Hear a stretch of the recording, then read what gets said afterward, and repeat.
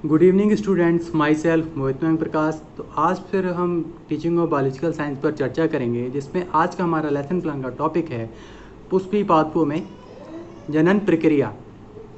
ठीक है, दिनांक 26/6, विषय विज्ञान, उप विषय जीव विज्ञान और कक्षा 7th C, कालांश 5th, अवधि 35 मिनट।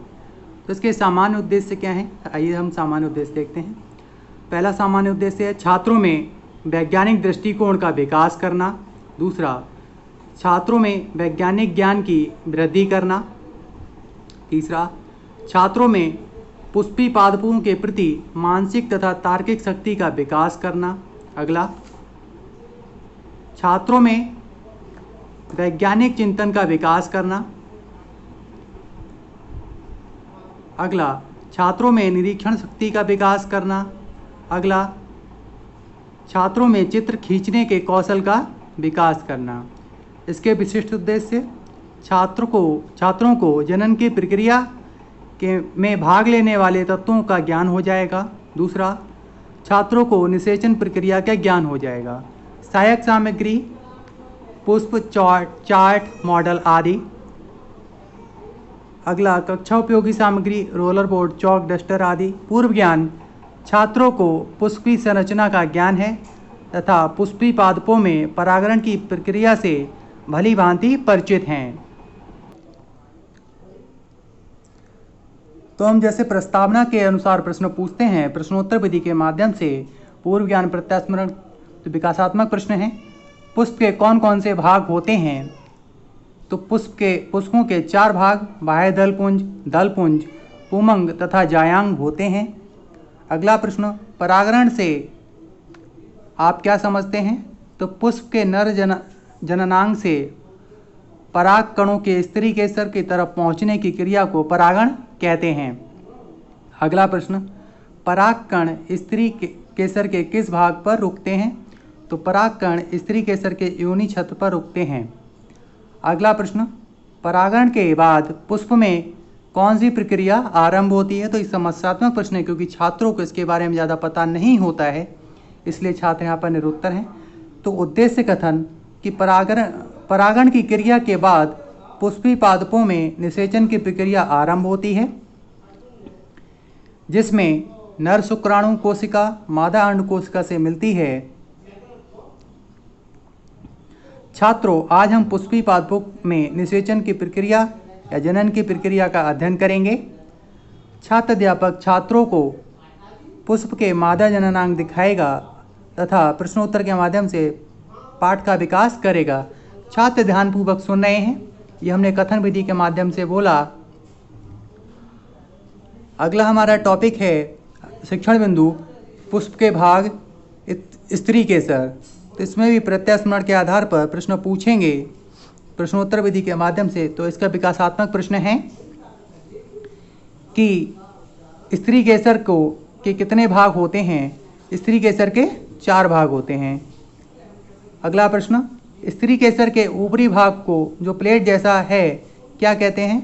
उसे वर्तिकाग्र कहते हैं।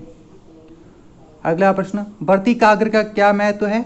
वर्तिकाग्र का महत्व पराग कण के परागण के लिए होता है। अगला प्रश्न, वर्तिकाग्र के बाद कैसी रचना है? तो वर्तिकाग्र के बाद नली जैसी रचना है। तो अगला प्रश्न है, इस नली जैसी रचना को क्या कहते हैं? इस नली जैसी रचना को वर्तिका कहते हैं। अगला प्रश्न, अंडाशय की आकृति किस प्रकार की है? तो अंडाशय की आकृति अंडाकार होती है।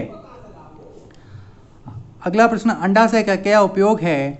तो छात्र ने उत्तर, क्योंकि छात्रों को इसके बारे में ज़्यादा पता नहीं होता है, इसलिए यहाँ पर छात्र इसका उत्तर नहीं दे सकते हैं। तो छात्र अध्यापक व्याख्यान से प्रदर्शन विधि के माध्यम से इसको नवीन ज्ञान प्रस्तुतिकरण देगा कि स्त्री केसर मुख्यतः 4 भागों से मिलकर बना होता है।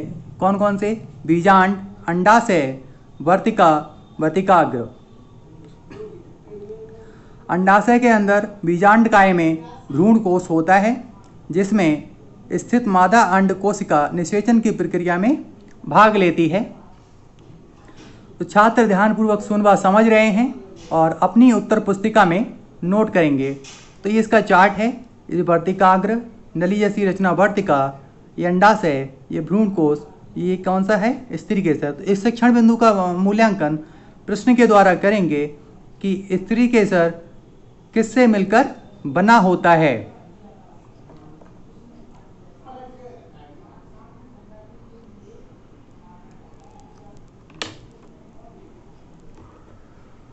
अगला शिक्षण बिंदु पुष्प के भाग यानी पुंकेसर। तो इसको भी हम प्रत्यास्मरण के आधार पर प्रश्नोत्तर विधि के माध्यम से विकासात्मक प्रश्न पूछेंगे कि तो इसमें पहला प्रश्न है पुंकेसर के कितने भाग होते हैं। तो पुंकेसर के 2 भाग होते हैं।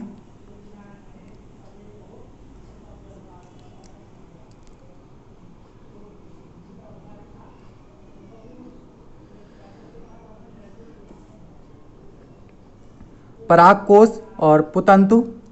अगला प्रश्न, परागकोश की रचना कैसी होती है। तो परागकोश की रचना द्विशाखित होती है। अगला प्रश्न, परागकोश में कितने कोष्ठ होते हैं। परागकोश में 2 कोष्ठ होते हैं। अगला प्रश्न, परागकोश में अंदर क्या भरा होता है। परागकोश में परागकण भरे होते हैं। अगला प्रश्न, अपरिपक्व अवस्था में परागकण परागकोश में किस अवस्था में रहते हैं। तो छात्र ने उत्तर, क्योंकि छात्रों को इसके बारे में ज़्यादा पता नहीं होता है इसलिए छात्र इसका उत्तर नहीं दे पाते हैं। तो इसका भी नवीन ज्ञान प्रस्तुतिकरण छात्र अध्यापक व्याख्यान से प्रदर्शन विधि के माध्यम से देगा कि पुंकेसर के पुंकेसर 2 भागों से मिलकर बना होता है, परागकोश और पुतंतु। परागकोश की रचना द्विखंडित होती है, अतः परिपक्व इमेच्योर स्टेज में 4 परागकण इस प्रकार लगे रहते हैं कि हर तरफ से 3 ही दिखाई देते हैं, इसलिए इस अवस्था को टेट्राहाइडल अवस्था कहते हैं। तो छात्र ध्यानपूर्वक सुन व समझ रहे हैं और अपनी उत्तर पुस्तिका में नोट करेंगे।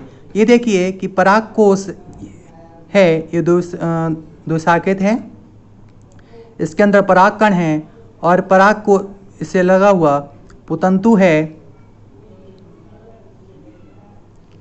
ये परागकण अलग से दिखाया है ये क्योंकि इसकी टेट्राहाइडल स्टेज है।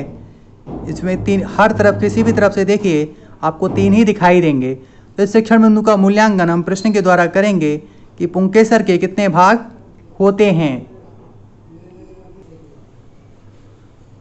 तो अगला हमारा जो शिक्षण बिंदु है वो परागकण का अंकुरण। तो इसमें भी हम प्रत्यास्मरण के आधार पर प्रश्नोत्तर विधि के माध्यम से विकासात्मक प्रश्न पूछेंगे कि परागकण की आकृति कैसी होती है। तो परागकण की आकृति गोल है। अगला प्रश्न, परागकण की कितनी भित्तियां होती हैं। 2 भित्तियां होती हैं, कौन कौन सी, बाह्य भित्ति और अंतःभित्ति। अगला प्रश्न, बाह्य भित्ति तथा अंतःभित्ति में क्या अंतर है। बाह्य भित्ति नुकीली होती है और अंतःभित्ति चिकनी होती है। अगला प्रश्न, परागकण के अंदर गोल रचना क्या कहलाती है। तो परागकण के अंदर गोल रचना केंद्र कहलाती है। अगला प्रश्न, परागकण के स्त्री केसर के वर्तिकाग्र पर पहुंचने की क्रिया को क्या कहते हैं। तो ये समस्यात्मक प्रश्न है। छात्र यहाँ पर निरुत्तर हैं क्योंकि कोई अस्पष्ट उत्तर देते हैं। तो छात्र अध्यापक कथन कि परागकण गोल होता है और इसकी 2 भित्तियाँ होती हैं, बाह्य और अंतःभित्ति। परागकण के अंदर केंद्र होता है जो नमी सोखकर परागकण के फूल जाने से बाह्य भित्ति फट जाती है और अंतःभित्ति नली के रूप में बाहर निकल आती है, जिसे पराग नली कहते हैं।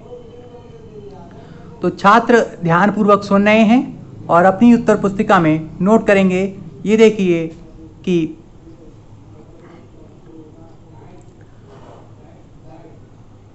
इसके पहले पार्ट में बाह्य भित्ति है, ये अंतःभित्ति और केंद्र, जिसमें दूसरे पार्ट में जो बाह्य भित्ति थोड़ी सी फटने लगी और ये शुक्राणु केंद्र बन गया, ये नाल केंद्र बन गया और लास्ट में ये एक पराग नली निकल आई जिससे नाल केंद्र और दो नर युग्मक बन गए। ये परागकण का अंकुरण है। तो श्यामपट्ट सारांश जो लेखन कौशल में आएगा कि छात्र अध्यापक द्वारा तीनों शिक्षण बिंदु अंकित किए जाएंगे। कक्षा एवं निरीक्षण कार्य छात्र अध्यापक छात्रों को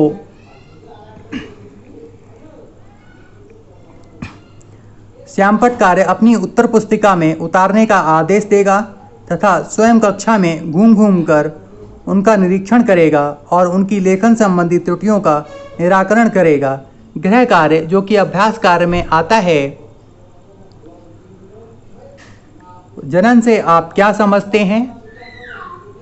पुष्पी पादपों में जनन प्रक्रिया का सचित्र वर्णन कीजिए। श्यामपट्ट छात्र श्यामपट्ट कार्य घर से करके लाएंगे।